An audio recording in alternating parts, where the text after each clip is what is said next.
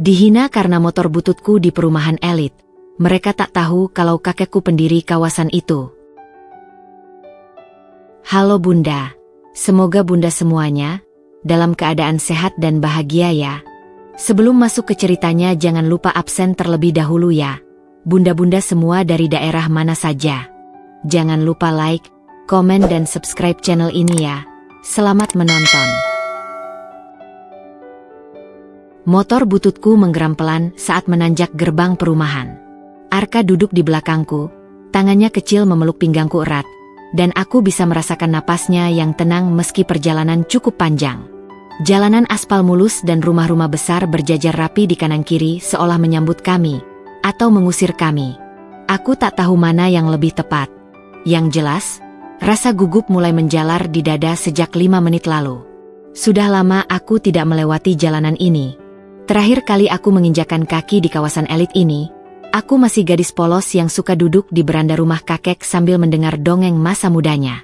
Sekarang aku kembali, bukan lagi sebagai cucu manja, melainkan sebagai ibu tunggal yang berusaha bangkit dari reruntuhan hidup. Rumah itu berdiri di ujung barat perumahan, dikelilingi pohon-pohon besar yang tampaknya sudah mulai enggan berdiri tegak.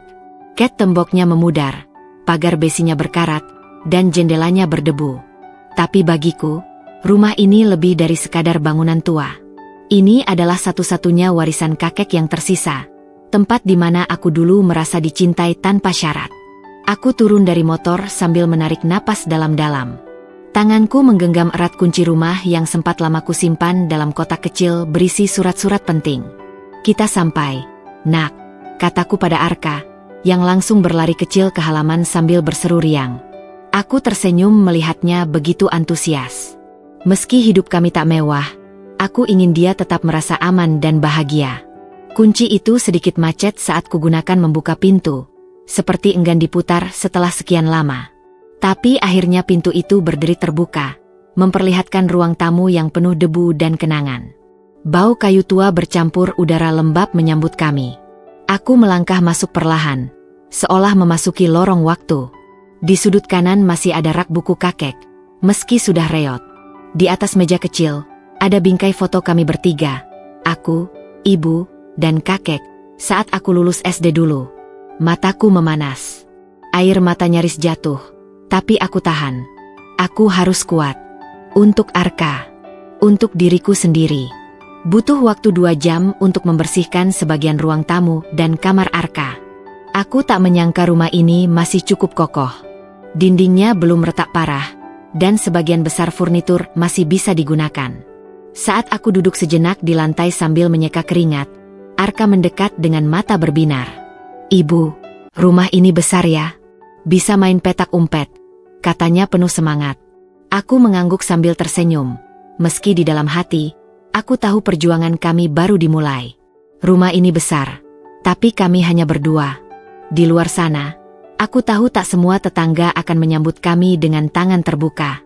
Mereka akan bertanya-tanya, kenapa perempuan berpenampilan sederhana datang ke perumahan elit ini. Dan saat mereka tahu aku hanya mengendarai motor tua, mereka akan mulai mencibir. Aku bisa membayangkannya. Tapi aku tak peduli. Aku bukan datang untuk mencari simpati. Aku datang untuk membangun hidup baru. Untuk memberanikan diri menghadapi dunia yang dulu menertawakanku. Mantan istrinya pria bangkrut, ibu tunggal miskin, perempuan kampung. Aku sudah mendengar semua julukan itu, dan aku masih di sini. Bertahan. Karena hidup ini bukan tentang siapa yang memulai paling mewah, tapi siapa yang mampu bertahan paling lama. Dan aku, Dinda Wulandari, akan bertahan. Di rumah tua ini. Di antara pohon-pohon yang nyaris tumbang. Di kompleks yang mungkin tidak ingin menerimaku. Aku menatap langit dari balik jendela tua yang berdebu, dan untuk pertama kalinya sejak lama, aku berdoa dengan tulus, Tuhan, beri aku kekuatan. Biar rumah ini bukan hanya tempat tinggal, tapi tempat aku dan Arka menemukan harapan baru. Pagi pertama di rumah lama itu dimulai dengan aroma tanah basah dan debu yang masih belum sepenuhnya tersapu. Aku membuka jendela ruang tengah dan membiarkan sinar matahari menyusup perlahan, menyinari potret lama kakek yang tergantung di dinding. Seolah beliau menyambutku kembali, meski hanya dalam bentuk kenangan. Arka masih tertidur di kamar barunya. Wajahnya damai seperti tak pernah merasakan beban hidup. Aku ingin menjaga senyum itu tetap utuh. Walau dunia di luar belum tentu sehangat sinar pagi yang kini menembus rumah kami. Setelah membereskan beberapa perabotan, aku memutuskan untuk pergi ke minimarket yang tak jauh dari perumahan. Persediaan kami sangat minim, dan aku butuh beberapa kebutuhan dasar. Motor tua setiaku, yang kini lebih banyak mengeluh daripada melaju, menemaniku kembali menyusuri jalanan perumahan. Baru beberapa meter keluar dari gerbang rumah, aku menyadari sesuatu. Betapa kontrasnya aku dengan lingkungan ini. Mobil-mobil mewah berderet di garasi rumah-rumah besar, lengkap dengan taman rapi dan pagar tinggi. Para ibu keluar dengan dandanan lengkap, mengenakan tas dan sepatu bermerek, seolah siap menghadiri rapat penting padahal hanya mengantar anak sekolah. Sementara aku mengenakan jaket lusuh dan celana training yang sudah mulai berbulu. Aku hanya ingin cepat-cepat pergi, membeli barang, lalu kembali. Namun, saat aku berhenti sejenak di pertigaan kecil dalam kompleks, aku merasakannya, tatapan itu. Dari balik kacamata hitamnya, seorang perempuan tinggi dengan rambut dicat pirang terang menatapku dari atas ke bawah. Di sampingnya berdiri dua wanita lain yang sedang berbicara, lalu tiba-tiba berhenti saat aku lewat.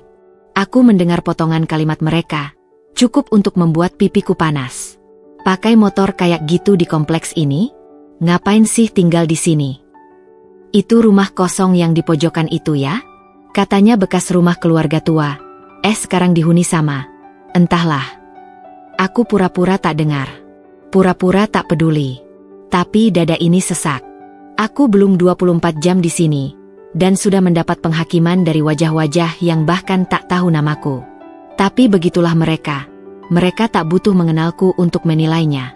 Yang mereka butuhkan hanya satu pandangan, dan itu cukup bagi mereka untuk memutuskan aku tidak pantas tinggal di tempat ini. Saat aku kembali dari minimarket dengan 2 kantong plastik di tangan, aku sempat melihat Yuni, begitu setahuku, perempuan yang kata warga dulu aktif mengurus acara kompleks. Cantik, tinggi, kulitnya terawat sempurna. Ia sedang berbicara dengan satpam di gerbang utama dan sekilas menoleh padaku. Tatapannya tak seperti tadi. Ini lebih tajam. Seolah dia sedang mencoba mengingat siapa aku, atau lebih buruk, seolah dia sedang mencari alasan untuk membenciku. Beberapa anak kecil sedang bermain di taman kecil dekat pos ronda. Arka sudah kuberitahu untuk bermain di sana nanti kalau sudah agak sore. Tapi aku mengamati dari jauh. Anak-anak itu terlihat rapi, mengenakan baju bermerek, membawa mainan mahal. Sekilas, aku merasa takut. Takut Arka tak akan diterima. Takut ia akan merasakan apa yang sedang kurasakan sekarang. Menjadi asing di tempat yang seharusnya menjadi rumah. Sampai di rumah, aku duduk di tangga teras sambil memandangi halaman. Peluh membasahi leherku. Motor itu masih berdiri di sudut halaman. Berdebu, banyak aus, bodinya penyok. Tapi motor itu telah membawaku melewati banyak badai. Dari rumah mertua yang membenciku, ke rumah kontrakan sempit, ke puskesmas, ke sekolah Arka, ke pasar malam saat kami tak bisa makan enak. Dan sekarang, motor itu membawaku pulang. Meski di mata orang lain ia hina, bagiku ia pahlawan. Tetapi aku tak bisa menyangkal rasa sakit ini. Rasa dihakimi, dicemooh hanya karena aku tak punya barang bermerek atau mobil mahal. Padahal mereka tak tahu, aku bisa saja menjual rumah ini dan tinggal nyaman bertahun-tahun di kota lain. Tapi aku tidak. Aku memilih kembali ke sini, bukan karena uang, tapi karena harapan. Karena aku ingin membesarkan Arka di lingkungan yang lebih baik. Tapi sekarang, aku bertanya-tanya, apakah ini benar-benar lingkungan yang lebih baik? Ataukah ini hanya tempat yang dikemas indah tapi kosong dari hati? Sore itu, saat aku menyiram bunga-bunga liar yang masih bertahan di sudut halaman, Arka berlari ke arahku sambil memeluk kaki. Ibu, tadi aku lihat anak-anak main mobil-mobilan. Boleh aku ikut besok? Tanyanya dengan semangat polos. Aku tersenyum, meski di dalam hati aku ragu. Aku takut mereka menyakitinya seperti ibunya. Namun aku berjanji dalam hati, apapun yang terjadi, aku akan melindungi senyum Arka. Bahkan jika aku harus berdiri sendiri melawan seluruh perumahan ini, aku akan berdiri. Karena di balik mata-mata yang menghakimi, aku punya sesuatu yang lebih berharga. keberanian untuk bertahan dan cinta yang tak bisa dibeli. Aku pikir setelah 1-2 hari, orang-orang akan mulai terbiasa dengan kehadiranku. Tapi ternyata, yang ada justru sebaliknya. Semakin lama aku di sini, semakin jelas tembok tak terlihat yang memisahkanku dari mereka. Bukan tembok fisik, bukan pula pagar rumah, tapi semacam benteng sosial yang dibangun dari bisik-bisik, lirikan sinis, dan ekspresi yang tak pernah ramah. Seolah aku adalah noda yang mencoreng keindahan kompleks ini. Pagi itu, aku mengantar Arka berjalan kaki ke taman bermain. Ia memakai kaos favoritnya yang bergambar dinosaurus, lengkap dengan celana pendek dan sepatu bekas yang masih cukup layak. Tangannya menggenggam tanganku erat, matanya bersinar penuh semangat. "Bu, hari ini aku mau kenalan sama teman baru ya," katanya polos. Aku hanya mengangguk, tersenyum agar ia tak melihat kekhawatiran yang diam-diam menyelubungi batinku. Kami berjalan menyusuri trotoar, melewati rumah-rumah megah yang halamannya seperti taman mini. Beberapa ibu-ibu sedang menyiram tanaman atau berdiri di teras sambil menyesap kopi pagi. Aku mencoba menyapa 1-2 dengan senyuman, tapi mereka hanya membalas dengan anggukan kaku, atau lebih sering, pura-pura tak melihatku sama sekali. Sesampainya di taman, Arka langsung berlari ke arah anak-anak lain yang sedang bermain perosotan dan ayunan. Aku duduk di bangku pinggir taman, mencoba untuk tidak terlihat canggung. Beberapa ibu juga duduk di bangku seberang, tertawa kecil sambil memegang ponsel dan sesekali melirik ke arahku. Aku tahu lirikan seperti itu. Aku pernah mendapatkannya di masa lalu, saat pertama kali datang ke rumah mertua dengan perut hamil, saat namaku dibicarakan di belakang karena suamiku gagal dalam bisnis, saat aku pergi dari rumah dengan hanya 1 koper dan seorang anak. Beberapa menit kemudian, aku melihat Arka mendekati 2 anak laki-laki seusianya. Ia tersenyum, memperkenalkan diri seperti yang selalu kuajarkan. Tapi anak-anak itu hanya menatapnya, lalu saling berbisik. Tak lama, mereka berlari menjauh sambil tertawa. Aku bangkit, hampir saja menghampiri, tapi Arka menoleh padaku dan memaksakan senyum. "Gak apa-apa, Bu," katanya pelan. "Mungkin mereka belum mau temenan hari ini." Dada ini rasanya seperti diremas.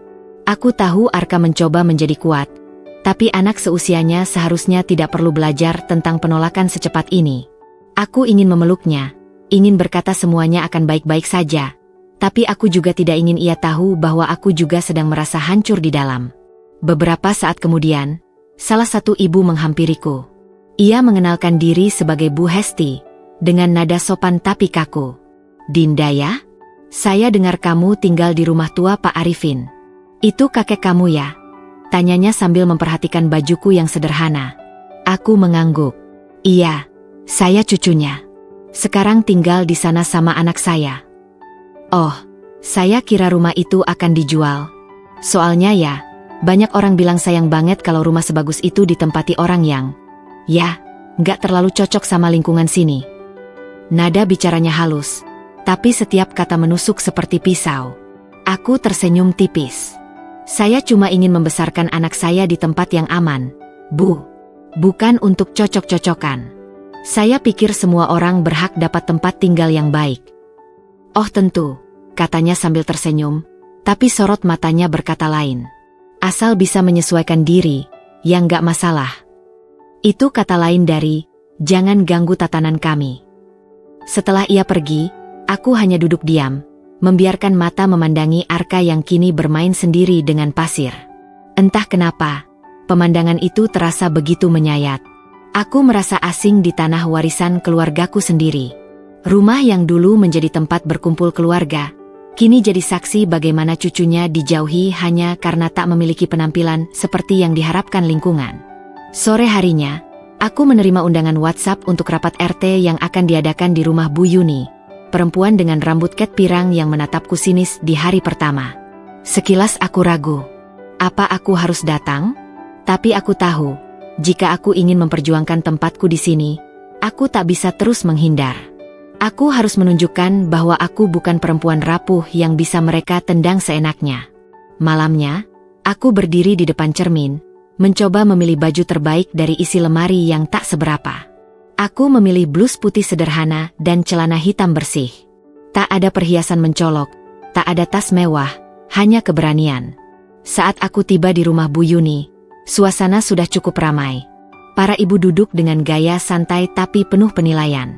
Begitu aku masuk, percakapan seketika melambat, beberapa kepala menoleh, sebagian hanya melirik sekilas lalu melanjutkan obrolan.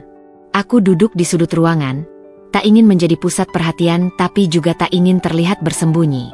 Ketika rapat dimulai, Bu Yuni berdiri dan membuka dengan kata-kata manis yang dibungkus senyum palsu. Tapi kemudian, ia mengarahkan pandangan padaku dan berkata, "Dan tentu saja, kami senang menyambut warga baru. Dinda, ya? Kami harap bisa saling mengenal lebih dekat dan saling menyesuaikan demi keharmonisan lingkungan." Aku hanya mengangguk. Senyumku sopan, tapi hatiku gemetar. Aku tahu ini bukan undangan persahabatan. Ini peringatan halus bahwa aku sedang diawasi. Malam itu aku pulang dengan langkah berat.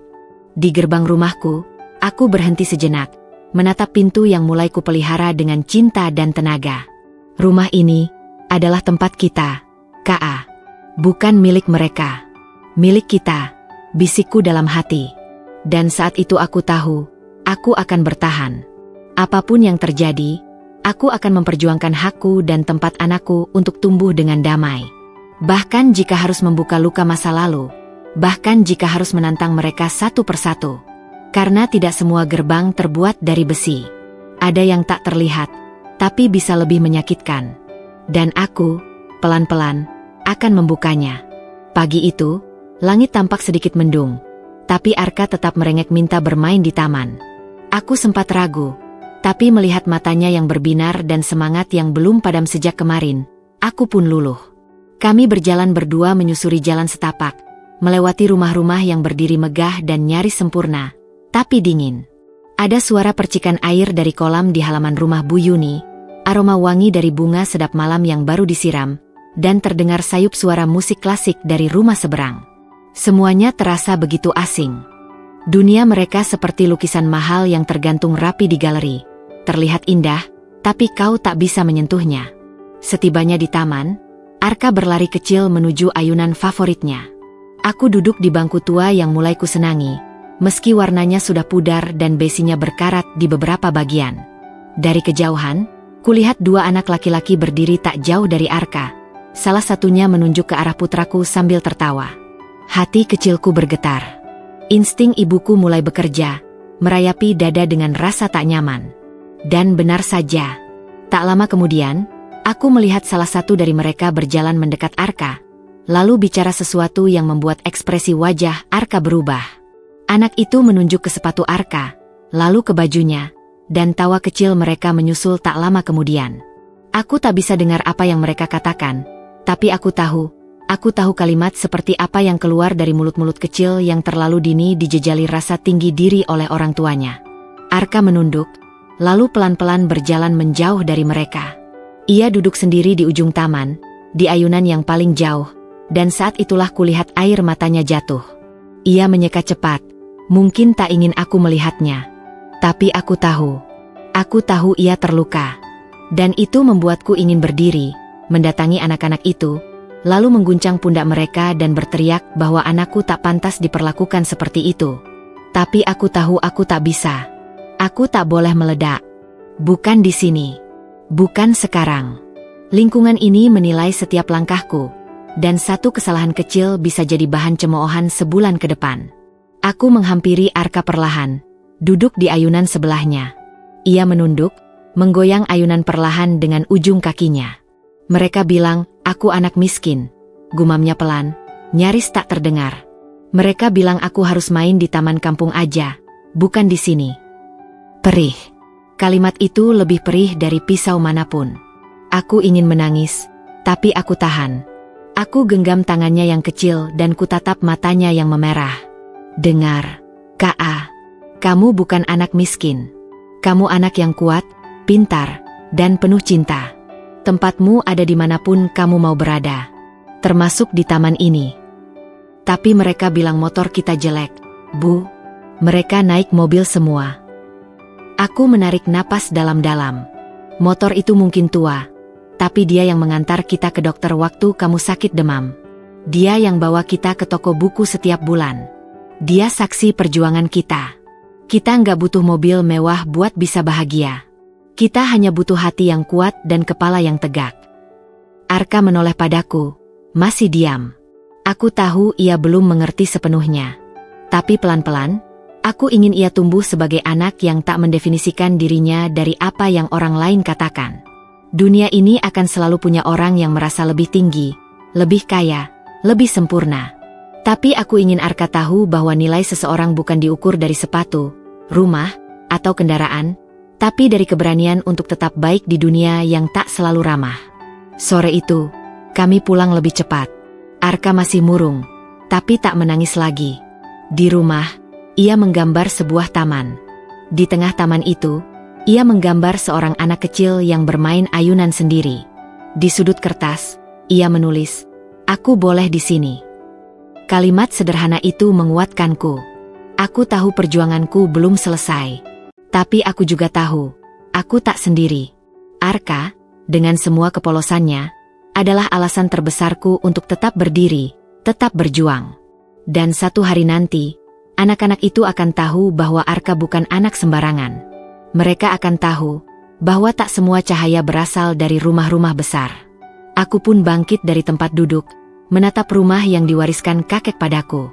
Rumah itu kini seperti benteng. Bukan hanya melindungi tubuhku dan Arka, tapi juga harga diri, harapan, dan segala luka yang sedang kupeluk dalam diam. Dan di dalam hatiku, aku mulai menyusun rencana. Aku tak bisa biarkan Arka tumbuh dalam stigma dan cemoohan. Aku harus berbuat sesuatu. Aku harus membuka jalan, kalau perlu dengan tangan sendiri. Sore itu aku baru saja selesai menyapu halaman ketika ku dengar bisikan pelan-pelan dari balik pagar putih rumah sebelah. Pagar itu memang tinggi, dicat rapi dengan ornamen bunga ukir khas rumah mewah. Aku tak bisa melihat siapa yang berbicara, tapi suara mereka cukup jelas menembus celah daun telinga. Ada tawa kecil disusul kalimat lirih yang sengaja dikatakan cukup keras agar aku bisa mendengarnya. Katanya rumah itu warisan, tapi lihat deh, enggak sekelas buat tinggal di sini. Hidupnya aja udah dibangun di atas sisa-sisa masa lalu. Pantes aja suaminya ninggalin dia. Tawa mereka meledak lagi. Mungkin mereka pikir aku tidak mendengar. Atau mungkin mereka memang ingin aku mendengar. Tapi aku diam. Tanganku mengepal di balik sapu. Jantungku berdegup tak beraturan. Dan napasku menjadi berat. Aku sudah berkali-kali mendengar cemoohan. Tapi entah mengapa, kali ini rasanya lebih tajam. Mungkin karena aku mulai merasa nyaman di sini. Mulai berharap bisa diterima, dan ternyata, harapan itu belum juga menemukan tempat bertumbuh. Aku menoleh pelan dan melihat sosok Bu Yuni berdiri di teras rumahnya dengan secangkir kopi di tangan. Tatapannya tajam seperti biasa, penuh penilaian dan kehati-hatian, seakan tiap gerakanku adalah kesalahan yang sedang menunggu untuk dipermalukan. Ia tak menyapa, hanya memberi senyum tipis yang lebih dingin dari angin malam. Senyum yang mengatakan, "Kau bukan bagian dari kami." Aku membalas senyum itu dengan anggukan kecil, lalu masuk ke rumah. Namun malam itu, suara bisik-bisik itu masih menggaung di kepalaku. Aku duduk di tepi ranjang sambil memandangi Arka yang sudah tertidur. Wajahnya damai sekali, tanpa beban. Dunia luar yang penuh prasangka belum benar-benar menyentuh hatinya yang bersih. Dan aku tahu, tugas terbesarku bukan hanya menghidupi Arka, tapi melindunginya dari luka-luka yang tidak seharusnya ia terima di usia sekecil itu. Keesokan harinya, aku memberanikan diri menghadiri pertemuan rutin RT di balai warga. Aku tak mengenal banyak orang, dan mereka juga tak menyambut hangat. Beberapa hanya menoleh sekilas lalu kembali sibuk dengan obrolan mereka. Aku duduk di sudut ruangan, mencoba menyimak pembahasan, tapi sulit untuk tak merasa seperti benda asing di tengah lautan yang sama sekali tidak mengenalku. Saat giliran aku bicara, aku berdiri dan menyampaikan usulan tentang kegiatan edukatif untuk anak-anak, mengingat banyak dari mereka, termasuk Arka, butuh ruang yang aman dan positif untuk berkembang. Namun, baru beberapa kalimat aku bicara, Bu Yuni mengangkat tangan. "Maaf, Bu Dinda ya," katanya, suaranya manis tapi penuh sindiran. "Saya rasa kita harus tahu dulu kapasitas seseorang sebelum mengusulkan ini itu. Kami di sini sudah punya sistem. Kami ingin yang terbaik untuk anak-anak kami. Dan, ya, Kami berharap kegiatan itu juga datang dari orang yang memang paham lingkungan ini.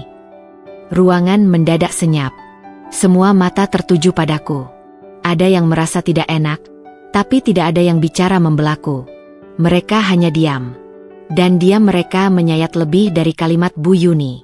Aku tersenyum kecil, menunduk, lalu duduk kembali. Tidak ada gunanya berdebat dengan seseorang yang sudah memutuskan untuk membenci. Namun sepulang dari pertemuan itu, aku tidak menangis. Justru ada bara kecil yang mulai tumbuh di dalam diriku. Bara yang menyulut semangat untuk tidak menyerah. Kalau mereka tak mau membukakan pintu, aku akan menciptakan pintuku sendiri. Kalau mereka menolak kehadiranku, aku akan hadir lebih kuat, lebih berguna, lebih tak terbantahkan. Malam itu aku mulai menyusun rencana. Aku tahu rumah ini, rumah peninggalan kakek, pernah menjadi pusat kegiatan warga saat dulu kampung ini belum semewah sekarang. Ada catatan, foto-foto, dan bahkan surat dari dinas kota yang menegaskan bahwa keluarga kami punya andil besar dalam pembangunan kawasan ini. Mereka hanya lupa, atau memilih lupa. Dan besoknya, aku mulai dari hal kecil. Aku mulai dengan menyusun kelas menggambar untuk anak-anak di teras rumahku. Hanya Arka dan 2 anak kecil lain yang datang, anak art yang bekerja di rumah-rumah besar sekitar. Tapi itu cukup. Itu awalan. Aku memotong kertas warna, mencetak gambar mewarnai, dan menyediakan pensil warna seadanya. Kami tertawa, bercanda, dan belajar bersama. Di luar pagar, kulihat sepasang mata memperhatikan kami. Aku mengenal sosok itu, putri Bu Yuni. Namanya Alia. Ia berdiri ragu di balik semak, memperhatikan keceriaan yang terjadi di teras rumahku. Aku tak memanggilnya. Biarkan ia menunggu. Tapi dalam hati aku tahu, waktu akan berbicara. Dan perlahan, kebaikan akan menembus pagar putih manapun, sekeras dan setinggi apapun ia dibangun. Sudah seminggu sejak kelas menggambar kecil itu dimulai di terasku. Meski awalnya hanya diikuti Arka dan 2 anak asisten rumah tangga, perlahan-lahan jumlahnya bertambah. Hari ini, 5 anak duduk bersila di atas tikar, menggenggam pensil warna dan mencoretkan imajinasi mereka ke atas kertas. Dan di antara mereka, untuk pertama kalinya, Alia ikut bergabung. Anak itu datang dengan wajah ragu, menoleh ke kiri dan kanan, seolah memastikan ibunya tidak melihat. Tapi saat aku menyambutnya dengan senyum dan memberinya kertas gambar, ia duduk dengan cepat, seakan menemukan ruang yang selama ini tak dimiliki di rumahnya yang mewah tapi membeku.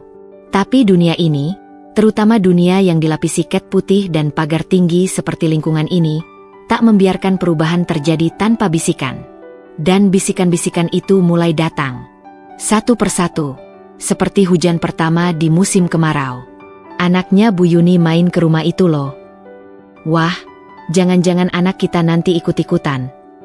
Dinda itu pintar cari simpati, iya kan? Namun, bisikan itu kini terdengar lebih panik ketimbang menghina. Mungkin karena mereka mulai melihat sesuatu yang selama ini mereka remehkan, bahwa aku tidak sedang meminta diterima. Aku sedang membangun ruang baru yang mungkin, perlahan, akan menjadi pusat perhatian mereka sendiri.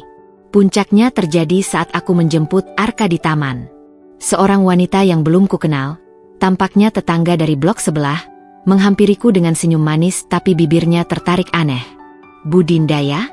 Maaf, saya dengar dari Bu Yuni, katanya ibu itu, dulu mantan istri pengusaha yang bangkrut, ya? Hebat, bisa tetap berdiri begini. Saya salut loh.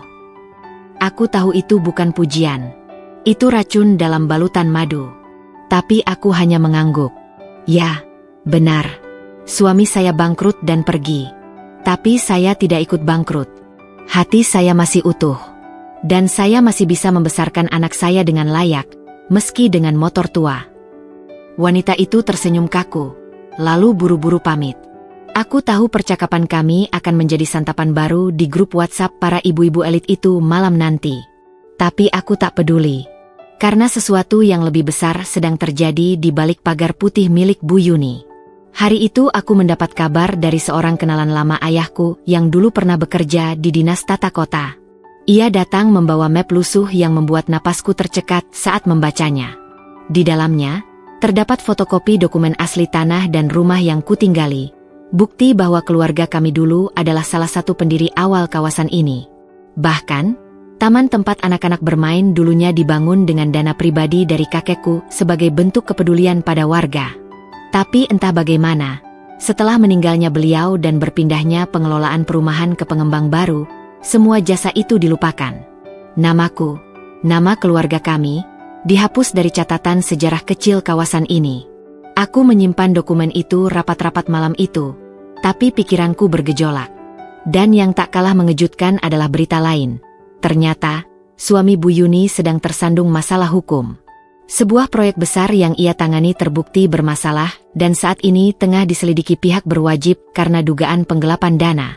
Karma datang pelan-pelan.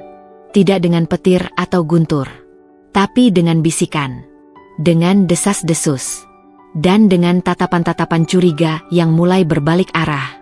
Kini aku mendengar suara-suara baru dari dinding-dinding rumah ini. Bukan hanya suara orang membicarakanku, tapi juga suara yang membicarakan Bu Yuni. Katanya proyek suaminya bermasalah ya. Ih, pantes akhir-akhir ini dia jarang nongol. Padahal dulu suka menghakimi orang, sekarang malah kena sendiri. Begitu bisikannya. Tak lagi tertuju padaku, tapi ke arah pagar yang dulu menjadi simbol superioritas dan kekuasaan. Saat Alia datang ke kelas menggambar besok paginya, ia lebih ceria dari biasanya. Dan di sela-sela menggambar, ia memelukku sambil berkata, "Bu Dinda, aku suka di sini. Di rumah ibu, enggak ada yang marah-marah." Pelukannya kecil, tapi kalimat itu memukul hatiku lebih keras dari apapun. Aku tahu betul apa yang dimaksud anak itu. Terkadang rumah besar hanya penuh gema teriakan, tuntutan, dan rasa dingin yang tak bisa dihangatkan dengan AC setinggi apapun. Tapi rumah kecil kami, meski temboknya kusam, memiliki kehangatan yang tumbuh dari perjuangan. Malam itu, untuk pertama kalinya, aku merasa bahwa rumah ini mulai bersuara lagi. Bukan hanya gema masa lalu, tapi suara kehidupan baru yang perlahan-lahan mengisi ruang-ruangnya. Dan aku tak lagi merasa sebagai orang asing di tempat ini. Aku adalah bagian dari tanah ini, bagian dari sejarahnya, dan pelan-pelan, bagian dari masa depannya juga. Hari itu aku bangun lebih awal dari biasanya. Ada perasaan yang berbeda yang menggelayuti pikiranku sejak semalam. Seperti ada sesuatu yang sedang menungguku di balik lemari tua di gudang, yang selama ini lebih sering aku hindari karena aroma debu dan kenangan masa kecil yang menggantung di tiap sisi. Aku menggeser beberapa tumpukan dan membuka koper tua milik almarhum kakekku. Di antara setumpuk dokumen dan koran lama, aku menemukan sebuah map kulit yang terikat benang kain usang. Saat aku membuka ikatannya, mataku langsung tertumbuk pada lembaran kertas yang sudah menguning, dengan tinta yang sedikit pudar tapi masih bisa dibaca dengan jelas. Itu adalah surat pribadi dari kakekku kepada kepala RT kawasan ini di tahun 1994. Tahun ketika tanah ini baru mulai diolah menjadi perumahan. Dalam surat itu, kakek menuliskan niatnya menyumbangkan sebagian besar tanah milik keluarga untuk fasilitas umum, taman, balai warga, dan lahan kosong untuk pembangunan tempat ibadah. Tanganku gemetar saat membaca setiap barisnya. Ada pernyataan bahwa keluarga kami, Wulandari, adalah pendiri awal kawasan ini, dan surat itu disertai dengan fotokopi sertifikat asli yang mencantumkan nama kakekku sebagai pemilik sah atas lahan tersebut. Aku merasa seperti menemukan potongan diriku yang hilang, potongan yang telah dikubur selama bertahun-tahun oleh debu waktu dan ketidakadilan. Namun bukan hanya surat itu yang membuatku terdiam. Di bawahnya, terselip foto hitam putih yang menampilkan kakekku berdiri bersama para pejabat kota saat peresmian taman dan balai warga. Ada senyum bangga di wajahnya, senyum yang menyeratkan harapan bahwa tanah ini akan menjadi tempat yang inklusif, penuh kebersamaan. Tapi apa yang kulihat hari ini justru sebaliknya. Elitisme, prasangka, dan pengucilan terhadap siapapun yang tak sesuai standar sosial yang mereka bangun sendiri. Aku duduk bersila di lantai gudang, memeluk map itu di dadaku. Seketika aku merasa seperti sedang berbicara langsung dengan kakek. Seakan beliau berkata, "Sudah waktunya, Endea. Warisan kita bukan sekadar tanah, tapi nilai. Kembalikan nilainya." Sore itu aku kembali ke ruang tamu dan menyusun dokumen-dokumen itu dalam map baru.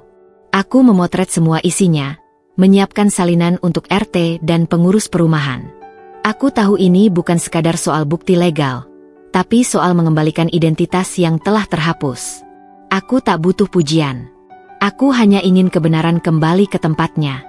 Namun seperti yang sudah kuduga, saat aku datang ke kantor sekretariat lingkungan dan menyerahkan dokumen itu, wajah pengurus mendadak berubah. Tatapan mereka yang selama ini hanya memberi senyum basa-basi kini tampak canggung. Salah satu dari mereka, Pak Heri, bahkan membaca dokumen itu 2 kali, lalu melirikku dengan wajah yang tak bisa ia sembunyikan, rasa bersalah. Bu Dinda, ini penting sekali. Kenapa baru sekarang diberikan? Tanyanya. Aku menarik napas panjang. Karena baru sekarang saya menemukan semuanya. Dan karena baru sekarang saya merasa waktunya tepat. Saya tidak datang untuk menuntut. Tapi saya ingin kebaikan yang pernah ditanam kakek saya tak dilupakan begitu saja. Pak Heri mengangguk pelan. Ia tampak tertekan. Aku tahu, pengurus lama yang menerima surat kakek dulu mungkin sudah tak aktif lagi, atau sudah meninggal. Tapi sistem yang membiarkan warisan itu terhapus tetap berjalan, dan itu tak bisa dibiarkan. Malam itu aku diundang secara pribadi oleh Pak Heri untuk hadir dalam rapat khusus pengurus lingkungan. Mereka ingin membahas kemungkinan restorasi balai warga lama yang kini terbengkalai di ujung blok. Katanya, mereka ingin mendengar sejarah lengkap dari mulutku langsung. Tentu saja kabar itu cepat menyebar. Dan seperti biasanya, tidak semua orang menerimanya dengan lapang dada. Termasuk Bu Yuni. Aku mendengar sendiri ia memprotes keras lewat grup WA. Rapat pengurus lingkungan untuk membahas seorang pendatang baru? Ini melenceng dari prosedur. Jangan sampai kita terbawa euforia masa lalu dan melupakan bahwa kita sedang hidup di masa kini. Kita butuh pemimpin yang kuat, bukan yang bermain dengan nostalgia. Tapi kali ini, suaranya tidak semegah biasanya. Ada yang berubah. Mungkin karena kabar tentang kasus suaminya mulai menyeruak. Atau mungkin karena orang-orang mulai mempertanyakan sikapnya yang selama ini penuh superioritas tapi miskin empati. Seorang ibu dari Blok C bahkan dengan terang-terangan menulis, kalau memang surat itu asli dan bukti warisan keluarga Bu Dinda kuat, kita justru perlu belajar menghargai sejarah. Kita tak bisa menilai seseorang hanya dari kemasan luar. Membaca itu, mataku berkaca-kaca. Tidak karena ingin menang, tapi karena akhirnya, suaraku didengar. Mungkin kecil, mungkin belum semua orang mendukung, tapi dinding itu mulai retak. Retakan yang lahir bukan dari amarah, tapi dari keberanian untuk berdiri, meski sendirian, demi sesuatu yang lebih besar dari diriku sendiri. Dan malam itu, sebelum tidur, aku memandangi wajah Arka. Ia tidur pulas dengan buku cerita di pelukannya. Aku menyentuh pipinya lembut, lalu berbisik, kita mulai menemukan tempat kita, Nak. Bukan karena kita ingin diterima, tapi karena kita memang layak berada di sini. Hari-hari setelah rapat pengurus itu berlalu dengan lambat, penuh ketegangan yang terasa mengalir di udara seperti arus sungai yang deras, namun tak tampak. Semua orang tahu sesuatu sedang berubah, tapi tidak ada yang berani mengakui secara terbuka. Warga mulai menunggu, dan mereka yang awalnya hanya berbisik tentang kehadiranku mulai mendekat. Sebagian karena rasa ingin tahu, sebagian lagi karena merasa terlibat dalam sesuatu yang lebih besar. Namun, di balik semua perhatian itu, aku tahu bahwa ada luka-luka lama yang sedang terbuka kembali. Luka-luka yang lebih dalam dari sekadar tanah dan bangunan yang akan kami pulihkan. Selama seminggu setelah rapat itu, aku menerima banyak pesan singkat dari beberapa ibu di lingkungan ini. Beberapa berisi dukungan, beberapa berisi pertanyaan, dan beberapa, seperti yang ku tahu, berisi keengganan yang tersembunyi di balik kata-kata manis. Bu Yuni, yang selama ini memegang kendali sosial, mulai menunjukkan ketegangan yang semakin jelas di setiap langkahnya. Suaminya yang tersandung masalah hukum, ditambah dengan ketidakpastian masa depan perusahaannya, membuatnya semakin menjauh dari dunia sosial yang selama ini ia bangun dengan kokoh. Kekuasaannya di lingkungan ini, kekuatan yang dibangun dari uang dan status sosial, mulai goyah. Hari pertama restorasi dimulai, aku melihat Arka berlari-lari di halaman yang kotor dan penuh debu, dengan semangat yang sama seperti yang kuperlihatkan beberapa tahun lalu ketika aku pertama kali datang ke tempat ini. Mungkin ia belum sepenuhnya mengerti apa yang sedang aku usahakan, Tapi senyum di wajahnya dan kegembiraannya saat melihat perubahan kecil membuatku merasa ada sesuatu yang berharga yang sedang tumbuh di sini. Sesuatu yang jauh lebih berharga daripada batu bata dan semen yang membentuk bangunan ini. Aku berjalan masuk ke dalam balai warga. Dengan langkah pelan, aku menyentuh dinding-dinding usang yang dulu dipenuhi suara tawa dan obrolan hangat. Sekarang hanya ada kesunyian. Di sudut ruangan, aku menemukan papan pengumuman yang sudah pudar. Selembar kertas yang menyatakan bahwa balai warga ini ditutup sementara untuk renovasi. Tapi aku tahu, di balik semua kata itu, yang sebenarnya terpendam adalah rasa terlupakan. Aku memutuskan untuk menuliskan rencana restorasi secara lebih rinci, mengajak beberapa ibu di sekitar untuk membantu mengorganisasi kegiatan yang melibatkan anak-anak dan orang dewasa. Kami akan membersihkan, mengecat ulang, dan menambah fasilitas, dengan harapan balai warga ini bisa kembali menjadi ruang yang menggambarkan semangat kebersamaan yang dulu ada. Namun, aku tahu bahwa proses ini bukan hanya tentang memulihkan bangunan fisik. Ini adalah tentang mengembalikan martabat yang telah terhapus begitu lama. Beberapa hari setelah dimulainya renovasi, aku menerima pesan dari Bu Yuni. "Dinda, apakah kamu yakin ini adalah langkah yang tepat? Aku dengar kamu menginginkan balai warga ini kembali berfungsi. Tapi kenapa harus melibatkan semua orang? Bukankah itu hanya akan membuat kita lebih sulit untuk menjaga citra kita?" Tentu saja, meski kata-katanya terdengar sopan, aku tahu betul itu adalah usaha untuk menggoyahkan tekadku. Aku tidak membalas pesan itu langsung. Sebaliknya, aku mengunjungi tempat itu sore harinya dan menyaksikan Arka membantu beberapa anak tetangga mengecat dinding balai. Mereka tertawa riang. Tangan-tangan kecil mereka memegang kuas dengan percaya diri. Lalu aku berpikir, bukankah ini yang lebih penting? Bukankah kebahagiaan mereka, kebersamaan mereka, adalah sesuatu yang lebih berarti daripada sekadar menjaga citra yang rapuh? Hari itu, saat aku sedang mengecat dinding bersama Arka dan beberapa ibu lainnya, Bu Yuni muncul di depan pintu.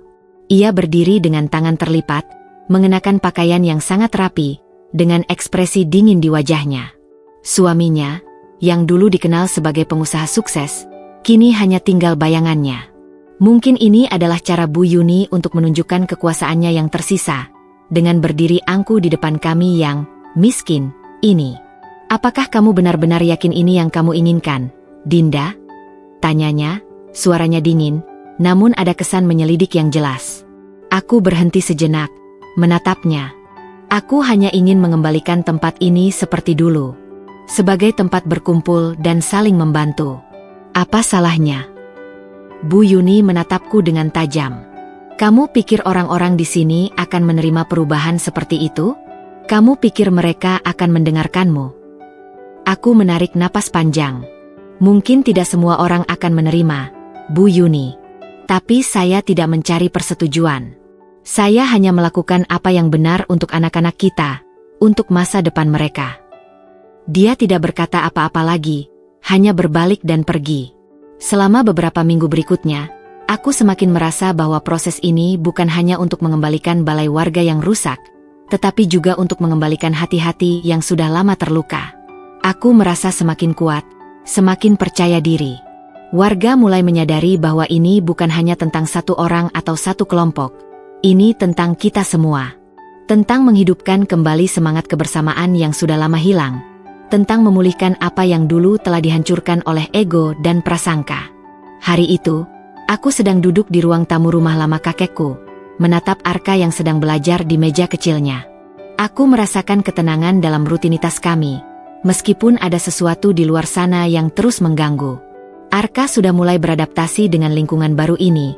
Teman-temannya di sekolah mulai lebih sering mengajaknya bermain. Namun, meski begitu, aku tahu bahwa Arka masih merasakan perbedaan. Dia sering pulang dengan cerita tentang teman-temannya yang bertanya kenapa dia tidak memiliki mobil mewah seperti mereka. Kenapa rumah kami tampak berbeda dari rumah mereka. Di usianya yang masih muda, pertanyaan-pertanyaan itu sudah cukup mengganggunya. Aku tak pernah memberitahunya seberapa berat perasaan itu, tapi aku bisa merasakannya. Suatu sore, ketika aku sedang menata beberapa buku di rak, telepon rumah berdering. Aku mengangkatnya dengan santai, namun suara di ujung sana langsung membuat dadaku berdegup kencang. "Bu Dinda, ini Pak Heri." Kami mengadakan rapat pengurus malam ini, dan kami ingin Anda hadir. Suara Pak Heri terdengar agak cemas. Rapat? Apa ada yang perlu saya ketahui? Tanyaku dengan nada waspada.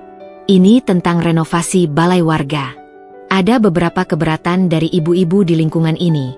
Mereka merasa bahwa proyek ini terlalu memaksakan diri. Beberapa di antaranya mulai menuntut agar kita kembali ke rencana semula, yang lebih mengarah pada pemeliharaan saja, bukan renovasi besar-besaran, jawab Pak Heri, nada suaranya seperti menyembunyikan sesuatu. Aku merasa perutku mencelus. Saya akan datang, jawabku tegas. Aku meletakkan telepon dan menarik napas dalam-dalam. Ketegangan ini semakin nyata, semakin menguat. Warga yang sebelumnya mendukung restorasi balai warga kini mulai terpecah. Sebagian merasa bahwa kami tidak perlu banyak perubahan, cukup sekedar perbaikan kecil saja, karena mereka takut perubahan itu akan membawa hal yang tak diinginkan, perubahan yang bisa mengubah status quo yang sudah lama mereka nikmati. Malam itu, aku datang ke rapat yang diadakan di rumah Pak Heri. Ketika aku melangkah masuk ke ruang rapat yang penuh dengan warga, aku bisa merasakan tatapan mereka yang sedikit berbeda. Beberapa di antara mereka memberi senyum tipis, tetapi yang lainnya hanya menatapku tanpa kata. Aku tahu, rapat ini bukan tentang mencari solusi, tetapi tentang mencoba menekan aku untuk mundur. Bu Yuni duduk di ujung meja, wajahnya cemberut, matanya tajam mengarah padaku. Tidak perlu lagi berpura-pura. Aku tahu apa yang ia pikirkan. Di balik senyum yang dipaksakan, ada api yang membara. Dinda, kami semua ingin tahu. Apa yang sebenarnya kamu inginkan dengan renovasi ini? Apakah kamu benar-benar merasa bahwa kita butuh perubahan besar? Atau apakah ini hanya usaha untuk membuat dirimu terlihat lebih penting di mata warga? Suara Bu Yuni terdengar keras, penuh tuduhan. Semua mata tertuju padaku, dan aku merasa seakan-akan ada tekanan yang luar biasa di dadaku. Aku menarik napas panjang, mengumpulkan segala kekuatan yang ada. Aku tahu ini saat yang krusial, saat di mana aku harus teguh pada pendirianku. Saya bukan di sini untuk mencari perhatian, Bu Yuni. Saya di sini untuk mengembalikan semangat yang hilang. Kita semua tahu bahwa balai warga ini dulunya adalah tempat yang menghubungkan kita semua. Tempat di mana kita saling berbagi dan bekerja sama. Apa salahnya kita menghidupkannya kembali? Apa yang salah dengan menciptakan ruang yang lebih baik untuk anak-anak kita? Jawabku, mataku menatap Bu Yuni dengan tegas. Dia tertawa sinis, menganggukkan kepalanya seperti menertawakan kebodohanku. Kau pikir, Dinda, hanya dengan membenahi balai tua ini, kamu bisa mengubah kenyataan? Kamu datang ke sini, membawa anakmu, dan berharap kita akan menerima perubahan yang kamu bawa? Tidak ada yang bisa mengubah kenyataan bahwa kamu adalah seorang ibu tunggal tanpa harta, tanpa kendaraan mewah, dan tanpa status sosial yang pantas berada di tempat seperti ini. Kata-katanya seperti tamparan keras yang menggetarkan seisi ruangan. Semua orang diam. Beberapa wajah tampak tak nyaman, beberapa terdiam, sementara beberapa lainnya hanya menatap Bu Yuni, menunggu reaksiku. Aku tahu Bu Yuni sedang bermain dengan stigma dan prasangka yang selama ini ia tanamkan di masyarakat ini. Ia ingin meruntuhkan semangatku dengan segala cara. Aku menatapnya dalam-dalam, berusaha menahan amarah yang mulai menggelegak. Saya mungkin tidak memiliki mobil mewah atau status yang diinginkan oleh sebagian orang. Tapi saya punya sesuatu yang lebih berharga, keinginan untuk memberikan yang terbaik bagi anak saya, dan rasa tanggung jawab terhadap komunitas ini. Saya tidak mencari persetujuan Anda, Bu Yuni. Saya hanya ingin mengembalikan tempat ini menjadi milik kita semua, bukan hanya milik segelintir orang. Diam. Hening. Tidak ada yang berani berbicara sejenak. Lalu, Pak Heri memecah keheningan dengan suara beratnya. Mari kita lanjutkan diskusi ini nanti. Semua pendapat sudah disampaikan. Saya rasa kita perlu waktu untuk merenung. Rapat itu berakhir tanpa ada kesepakatan. Namun aku tahu satu hal, aku tidak akan mundur. Aku sudah melangkah terlalu jauh untuk kembali. Dan meski Bu Yuni berusaha sekeras apapun untuk mempengaruhi pendapat warga, aku tahu bahwa ketegangan yang kini ada justru menunjukkan bahwa aku berada di jalur yang benar. Di luar rapat, saat aku berjalan menuju pintu, Bu Yuni menghampiriku. Wajahnya kaku, namun aku bisa melihat sesuatu yang berbeda di matanya. sesuatu yang hampir menyerupai rasa takut. "Dinda," katanya pelan, hampir seperti berbisik, "kamu harus tahu bahwa tidak semua orang akan mendukungmu. Kalau kamu terus begini, kamu akan merusak semuanya." Aku hanya menatapnya tanpa kata. Tidak ada yang bisa ia katakan lagi untuk menggoyahkan tekadku. "Saya tidak merusak apa-apa, Bu Yuni. Saya hanya berusaha memperbaiki yang sudah lama terlupakan." Aku berjalan keluar dengan kepala tegak, tahu bahwa pertempuran ini belum selesai, tetapi aku sudah siap menghadapi apapun yang datang. Karena aku percaya, perubahan besar dimulai dari langkah kecil yang berani. Hari-hari setelah rapat itu berlalu dengan lambat, seperti jarum jam yang bergerak tanpa suara namun terasa semakin berat di hatiku.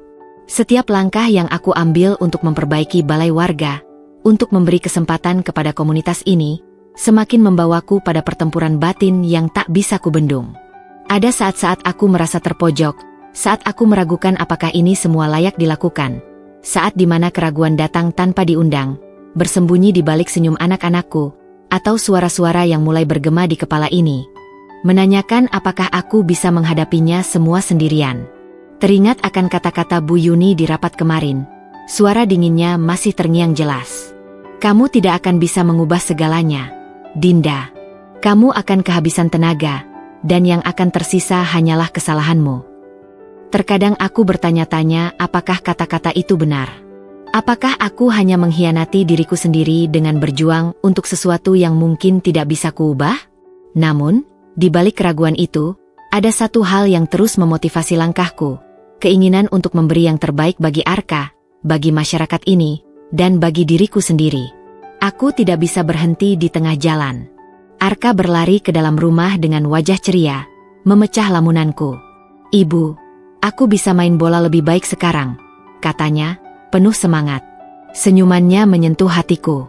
Di saat-saat seperti ini, aku merasa bahwa perjuangan ini bukan hanya untuk balai warga yang hampir runtuh itu, tetapi untuk masa depan Arka, untuk anak-anakku yang nantinya akan menjalani hidup di dunia yang penuh ketidakpastian ini. Dunia yang tidak bisa aku biarkan tanpa harapan, tanpa tempat yang bisa mereka sebut rumah, tanpa komunitas yang saling mendukung. Suatu pagi, saat aku sedang duduk di dapur, menyiapkan sarapan untuk Arka, pintu depan rumah terbuka. Aku melihat seorang tetangga datang mendekat. Wajahnya penuh dengan kekhawatiran, dan aku bisa melihat ada sesuatu yang ingin dia katakan, tapi ragu.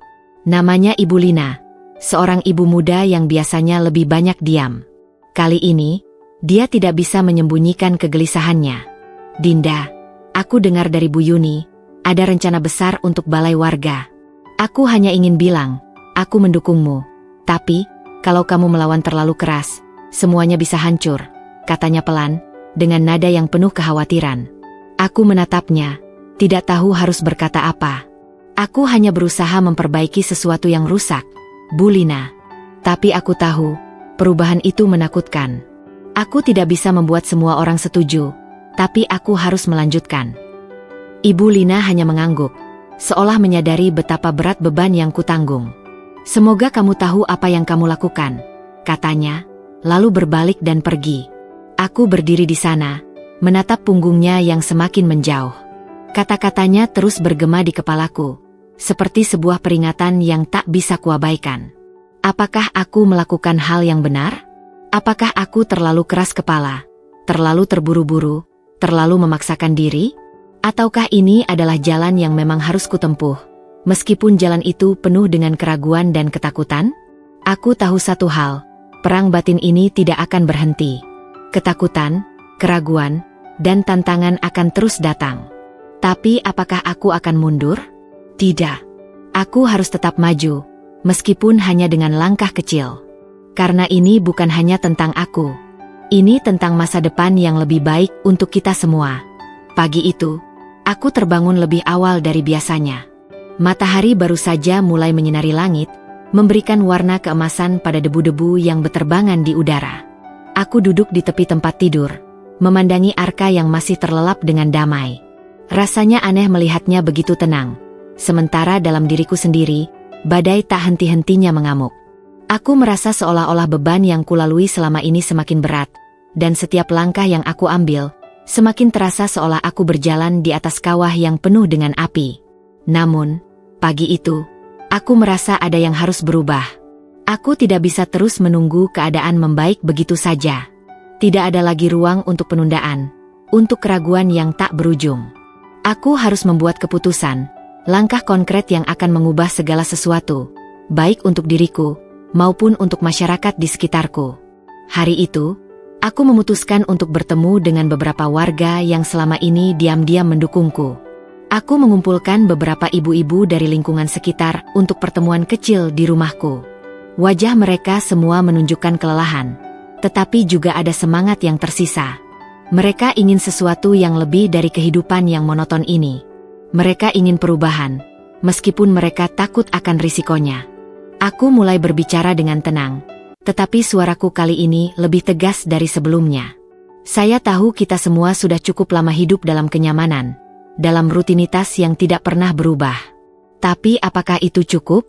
Apakah kita puas dengan hanya bertahan dalam keadaan yang ada? Aku berhenti sejenak, memperhatikan setiap wajah yang mendengarkan kata-kataku. Kita tidak bisa terus hidup dengan ketakutan. Kita tidak bisa terus menunggu perubahan datang dengan sendirinya. Kita harus mengambil langkah berani, bersama-sama. Di tengah-tengah perkataanku, aku melihat Bu Yuni berdiri di depan pintu, masuk dengan ragu-ragu. Semua mata tertuju padanya, dan aku bisa merasakan atmosfer yang berubah. Aku tidak tahu apa yang sedang dia pikirkan, tapi jelas dia tidak datang dengan niat baik. Wajahnya yang selalu tampak dingin dan penuh dengan prasangka itu terlihat semakin tajam. "Dinda," katanya dengan nada datar, "apakah kamu benar-benar berpikir kamu bisa mengubah semuanya hanya dengan bicara seperti ini? Kamu tidak tahu apa yang akan terjadi jika kamu terus-menerus memaksakan diri. Kita semua tahu siapa kamu. Saya sudah memperingatkanmu." Kata-katanya seperti senjata tajam yang menusuk, tetapi kali ini aku tidak terguncang. Aku bisa merasakan ada perubahan dalam diriku. Kali ini, aku tidak ingin mundur. Aku tidak ingin terus bersembunyi dari kenyataan yang sudah ada di depan mata. "Saya tahu siapa saya, Bu Yuni," jawabku dengan tegas. "Tapi apakah Anda tahu siapa saya sekarang? Saya bukan lagi Dinda yang dulu.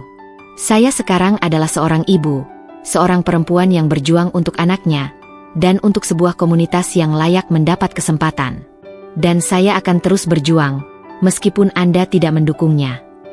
Ada keheningan yang menegangkan di ruangan itu, lalu Bu Yuni akhirnya membuka mulutnya lagi, tetapi kali ini dengan nada yang lebih rendah. "Kamu benar, Dinda. Mungkin aku sudah terlalu keras pada kamu. Aku hanya takut kalau ini akan berakhir buruk untuk kita semua. Tapi, jika kamu yakin dengan jalanmu, aku akan ikut mendukung, meskipun berat." Aku merasa ada batu besar yang menggelinding dari dadaku. Aku tahu, Bu Yuni bukanlah seseorang yang mudah menerima perubahan. Tetapi kata-katanya kali ini menunjukkan bahwa aku berhasil menembus benteng kebekuan yang selama ini dibangunnya. Mungkin itu bukan dukungan penuh, tetapi itu adalah langkah pertama yang besar. Saat pertemuan itu berakhir, aku berdiri di depan rumahku, memandangi jalan yang terhampar luas di depan. Langit tampak cerah, dan angin yang berhembus perlahan terasa menyejukkan. Arka sedang bermain di halaman, tertawa riang seperti tidak ada beban di dunia ini. Aku merasa, pada akhirnya, perubahan yang kucari sudah mulai datang. Bukan hanya dalam diriku, tetapi juga dalam orang-orang di sekitarku. Mereka mulai melihatku berbeda, dan aku mulai merasa dihargai. Aku tahu, perjalanan ini masih panjang. Banyak tantangan yang akan datang, dan tidak semuanya akan berjalan mulus. Tapi setidaknya, aku tahu satu hal. Aku tidak akan pernah lagi berdiri sendirian. Aku akan terus maju, dengan keyakinan yang baru ditemukan, dengan tekad yang tak tergoyahkan. Perjalanan ini bukan hanya tentang aku, tetapi tentang kita semua. Tentang masa depan yang lebih baik bagi anak-anak kita, tentang komunitas yang saling mendukung dan memberi harapan. Dan aku akan memastikan itu terjadi. Hari-hari setelah pertemuan itu terasa lebih cerah, meskipun langit tidak selalu menunjukkan tanda-tanda itu. Namun, ada sesuatu yang berbeda dalam diriku. Meskipun segala sesuatunya tampak sama, ada rasa harapan yang tumbuh perlahan, seperti bunga yang mekar meskipun musimnya masih dingin. Aku tahu, Membangun kembali kepercayaan dan mengubah cara pandang orang-orang terhadapku bukanlah hal yang instan. Ini akan memakan waktu, tetapi aku mulai merasa bahwa segala usaha yang kulakukan tak akan sia-sia. Seiring berjalannya waktu, aku mulai rutin mengadakan pertemuan dengan ibu-ibu di lingkungan ini, membicarakan ide-ide untuk kegiatan yang dapat mempererat hubungan antar warga. Pada suatu hari, aku mengundang beberapa ibu untuk bergabung dalam sebuah kegiatan gotong royong, membersihkan taman yang terlupakan dan menciptakan ruang yang lebih menyenangkan bagi anak-anak bermain. Aku tidak tahu apakah mereka akan datang, karena banyak yang menganggapku hanya sekadar wanita yang mencari perhatian. Tetapi yang mengejutkan, mereka datang, satu persatu, membawa alat-alat kebersihan, memulai kerja tanpa banyak bicara. Aku merasa tersentuh melihat mereka mulai bergerak tanpa harus dipaksa, tanpa harus diberi janji-janji manis. Di tengah-tengah kegiatan itu, Bu Yuni datang. Awalnya aku merasa sedikit cemas melihatnya, mengingat kata-kata yang sempat ia lontarkan sebelumnya. Tetapi kali ini, wajahnya tidak lagi tampak penuh prasangka. Ia bergabung dalam kegiatan itu, mengambil sapu dan mulai membersihkan area yang telah tertutup oleh rumput liar. Aku mendekatinya, mencoba untuk memulai percakapan. "Terima kasih sudah datang, Bu Yuni," kataku, mencoba untuk membuka percakapan. "Saya senang kamu bisa ikut bergabung." Ia menatapku sejenak, seolah merenungkan sesuatu, lalu tersenyum tipis. "Tidak apa-apa, Dinda. Saya cuma ingin melihat apakah semua ini benar-benar akan berlangsung atau hanya sekadar omong kosong," jawabnya, tetapi nada suaranya sudah lebih lembut. "Dan saya pikir, ini memang sesuatu yang bisa membantu kita semua." Kami terus bekerja bersama, tanpa banyak bicara. Ada semacam pemahaman baru yang tumbuh di antara kami, sesuatu yang tidak bisa diungkapkan dengan kata-kata, tetapi dirasakan melalui tindakan. Namun, meskipun ada perasaan puas, aku tahu ini baru permulaan. Taman yang bersih bukanlah satu-satunya hal yang harus kuperjuangkan. Ada lebih banyak hal yang harus aku lakukan, lebih banyak orang yang harus aku bantu, dan lebih banyak hambatan yang harus aku hadapi.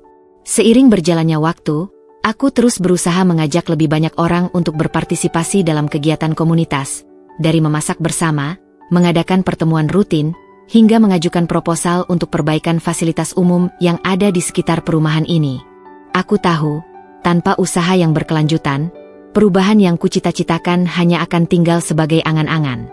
Pada suatu malam, setelah pertemuan dengan beberapa anggota komunitas, aku duduk di teras rumah, menatap langit yang penuh bintang. Arka sudah tidur dengan pulas, dan rumah sepi. Aku merenung, mencoba memahami apa yang telah terjadi selama ini. Aku yang dulu selalu merasa terpinggirkan, selalu melihat diriku sebagai orang luar, kini mulai menemukan tempatku di sini. Meski masih banyak yang memandang rendah, meski cemoohan dan kritik terus datang, aku merasa lebih kuat. Aku tahu aku tidak sendirian. Ada orang-orang yang, meskipun sedikit, percaya padaku. Ada Bu Yuni, yang meskipun dengan perlahan, mulai melihat sesuatu yang positif dari apa yang kulakukan. Ada ibu-ibu lain yang mulai merasakan manfaat dari kegiatan yang kami adakan. Ini adalah awal dari sesuatu yang besar, dan aku tidak akan berhenti sampai aku melihat perubahan nyata. Tapi tentu saja, perubahan itu tidak datang tanpa tantangan. Pada suatu sore, aku mendapat kabar buruk. Beberapa rumah di sekitar kawasan ini, termasuk rumahku, akan digusur untuk pembangunan proyek perumahan baru. Pengembang yang sudah lama bekerja di sini tiba-tiba mengumumkan bahwa mereka akan membeli beberapa rumah, termasuk rumah-rumah yang lebih tua seperti milikku, dengan alasan ingin memperluas kawasan perumahan elit. Aku merasa seperti ada petir yang menyambar. Tidak hanya karena masalah ini datang begitu mendalam dalam hidupku, tetapi juga karena ini bisa merusak apa yang sudah kami mulai. Taman yang baru kami perbaiki, ruang yang baru kami ciptakan, bisa hilang begitu saja jika tanah ini dijual. Namun, kali ini aku tidak akan tinggal diam. Aku tidak akan membiarkan apa yang sudah kami bangun hancur begitu saja. Aku tahu, ini adalah ujian yang lebih besar. Ini adalah saatnya untuk memperjuangkan apa yang benar, untuk memperjuangkan hak atas tanah yang kami tinggali. Aku harus bertindak, harus mencari jalan untuk menghentikan rencana ini.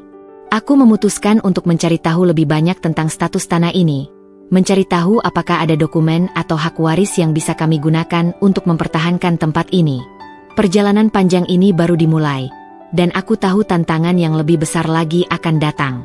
Namun, ada satu hal yang pasti, aku tidak akan lagi mundur. Aku akan terus berjuang untuk masa depan yang lebih baik, bukan hanya untuk diriku, tetapi untuk seluruh komunitas ini. Mereka mulai mempercayai aku, dan aku tidak akan membiarkan kepercayaan itu sia-sia. Malam itu, langit terasa lebih gelap dari biasanya. Udara yang masuk ke dalam rumah melalui jendela sedikit terasa dingin. Tetapi ada sesuatu yang menghangatkan hatiku. Arka sudah terlelap. Tidurnya tenang setelah hari yang penuh aktivitas. Aku duduk di meja makan yang kini lebih rapi daripada sebelumnya, memandangi tumpukan dokumen yang ada di depanku. Semua dokumen itu berisi salinan surat-surat lama tentang tanah yang kami huni, yang sekarang menjadi taruhan dalam perjuangan ini. Aku tahu, saat ini adalah ujian terakhir, momen yang menentukan apakah apa yang telah kami bangun bisa bertahan, atau akan dihancurkan begitu saja oleh para pengembang yang kuat dan berpengaruh. Selama beberapa bulan terakhir, aku dan beberapa warga lainnya telah bekerja keras untuk mengumpulkan informasi. Kami telah mencari bukti-bukti yang mendukung klaim kami atas tanah ini, termasuk surat waris yang mengungkapkan bahwa tanah tempat kami tinggal adalah milik keluargaku sejak puluhan tahun yang lalu. Semua bukti ini seharusnya cukup kuat untuk melawan proyek pembangunan yang sudah direncanakan oleh para pengembang. Namun, aku tahu, ini tidak akan semudah yang aku bayangkan. Pengembang memiliki banyak uang dan kekuatan untuk menekan siapa saja yang mencoba melawan mereka. Pikiran itu terus berputar dalam benakku, menghalangi tidurku. Aku merasa berat, seakan dunia ini terhimpit oleh beban yang tak terlihat. Semua orang bergantung padaku, dan di saat-saat seperti ini, aku merasa seolah-olah aku berjalan sendirian. Namun, dalam keheningan malam itu, aku memutuskan untuk tidak menyerah. Aku tahu bahwa ketakutanku adalah musuh terbesar yang harus kuhadapi. Jika aku membiarkan ketakutan itu menguasai diriku, maka aku tidak akan bisa memberikan harapan kepada orang-orang yang telah menaruh kepercayaan padaku. Aku harus melawan ketakutan itu, menghadapinya dengan kepala tegak, dan menunjukkan bahwa kami, sebagai komunitas yang terpinggirkan, layak mendapatkan hak kami. Aku harus membuktikan kepada Arka, kepada diriku sendiri, bahwa meskipun dunia terkadang tampak menekan, kita masih bisa bertahan dan menemukan jalan keluar. Keesokan harinya, aku pergi ke kantor pengembang dengan membawa seluruh dokumen yang telah kami kumpulkan. Setiap langkahku terasa berat, tetapi aku tahu, ini adalah langkah yang harus kuambil. Aku tidak bisa mundur lagi. Di sana, aku bertemu dengan seorang pengacara yang mewakili pengembang. Wajahnya tampak tegas, penuh dengan rasa percaya diri yang tak terbantahkan. Kami duduk di ruang pertemuan yang dingin, dan dia memulai percakapan dengan nada yang sangat formal.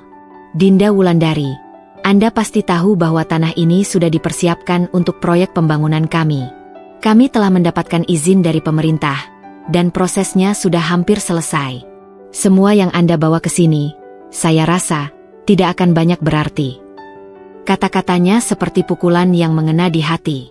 Aku bisa merasakan ketegangan yang muncul dalam tubuhku, tetapi aku berusaha untuk tetap tenang.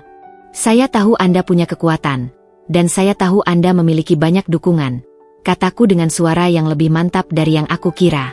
Tetapi saya juga tahu bahwa tanah ini adalah milik keluarga saya. Saya membawa bukti-bukti yang sah, dokumen-dokumen yang menunjukkan bahwa tanah ini bukan hanya hak kami, tetapi juga hak masyarakat yang tinggal di sini. Kami berhak tetap tinggal di sini, dan kami akan berjuang untuk itu.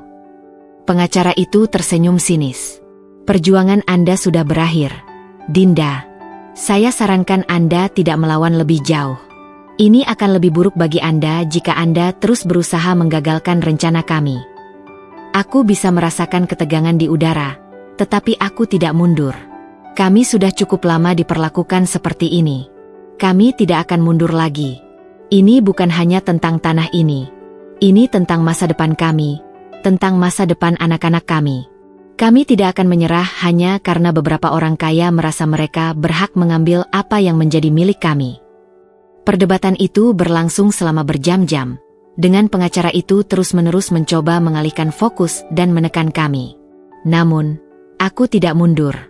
Aku tahu bahwa meskipun perjuangan ini sulit, kami memiliki kekuatan yang lebih besar dari yang mereka kira. Kami memiliki kebenaran di pihak kami, dan meskipun kami tidak memiliki banyak uang, kami memiliki keberanian yang tidak bisa dibeli dengan apapun. Hari-hari berikutnya terasa semakin tegang. Kami mendapatkan kabar bahwa pengembang telah mengajukan gugatan untuk mendapatkan hak penuh atas tanah ini, dan kami harus bersiap untuk menghadapi persidangan. Seluruh komunitas merasa cemas, tetapi juga semakin bersatu. Mereka tahu bahwa ini bukan hanya tentang aku, tetapi tentang kita semua. Kami memutuskan untuk bekerja lebih keras, saling mendukung satu sama lain. Kami mengumpulkan lebih banyak saksi, lebih banyak bukti, dan berusaha mengorganisir setiap langkah dengan hati-hati. Pada hari persidangan, aku merasa seperti berada di ujung jurang. Namun, ketika aku melangkah masuk ke ruang pengadilan, aku merasa ada sesuatu yang mengalir dalam diriku. Ada rasa yang kuat, rasa bahwa aku tidak akan pernah menyerah, apapun yang terjadi. Semua mata tertuju padaku, dan meskipun aku merasa takut, aku juga merasa bangga. Aku tahu, perjuangan ini bukan hanya tentang tanah ini, tetapi tentang keadilan, tentang hak untuk hidup dengan layak, tentang sebuah komunitas yang pantas dihargai. Di akhir persidangan, kami akhirnya mendapatkan keputusan yang menguntungkan. Pengadilan memutuskan bahwa pengembang tidak bisa melanjutkan proyek mereka tanpa mempertimbangkan hak-hak yang sah dari warga yang tinggal di tanah tersebut. Kami berhasil mempertahankan rumah kami, dan lebih penting lagi, kami berhasil mempertahankan harga diri kami sebagai komunitas. Keputusan itu adalah kemenangan besar bagi kami. Namun, kemenangan ini bukanlah akhir dari perjuangan kami. Kami masih harus terus berjuang untuk memastikan bahwa perubahan yang telah kami mulai akan bertahan.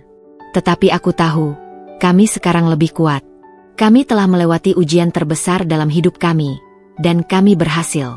Di malam hari, saat aku duduk di teras rumah, memandang bintang-bintang yang gemerlap di atas sana, aku merasa harapan itu semakin nyata.